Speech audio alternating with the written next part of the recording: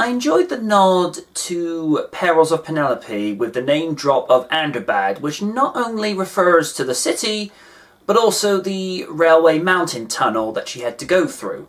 I had the feeling that this episode had elements of the original series episode Ricochet, where a radio space station was going to crash into an oil refinery unless Thunderbird 2 diverted it away into the desert. This version has the cargo zeppelin with volatile fuel that would have caused a catastrophe if it had crashed into the city of Underbad. This in turn also had elements from the episode Path of Destruction, with Virgil draining as much fuel from the blimp as possible so that it would lessen any potential damage it might cause.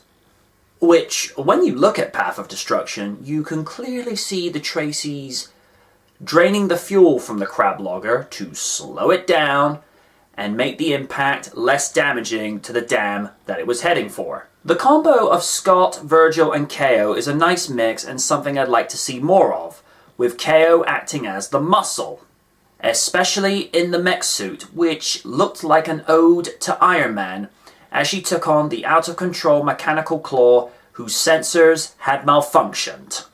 It would have been amusing if KO had said you'd have to be stark crazy to battle this thing, and I could just see all the memes popping up going, I understood that reference! And is it just me, or does Ramirez look like Sergeant Calhoun from Wreck-It Ralph? I can't be the only one thinking this. The idea of a blimp airship cargo carrier is interesting, as I don't think that's really been done in moving picture before, so I will give the show credit for trying something different. Brains going into space was pleasing, as I don't think this has happened since Danger at Ocean Deep, where he went up to the space station to get a copy of the transmission from Thunderbird 5. In typical heroic style, Scott escapes the blimp back into Thunderbird 1, with moments to spare before the Zeppelin crashed and exploded. That is how you make a nail-biter.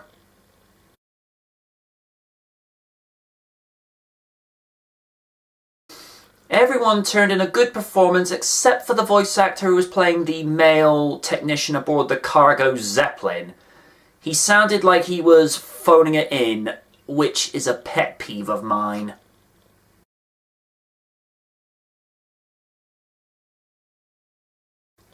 Stunning as ever. I really liked the Underbad city, although I couldn't distinguish if this was CG or miniatures.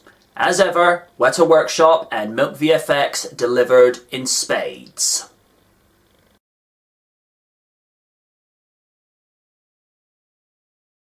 This could easily make for a decent mid-season or season finale, as the tension and suspense was equal to that of either. Really pleased with the payoff and glad not to see an episode with Fischler, Lemaire, Tedford or Berenger. Whoever said it for this season said it best. This is the season of idiots. And at long last, Thunderbird 2 selected Pod 5. Not Pod 2, 3, nor 4. They listened. Until next week's mid-season finale, good night from the night.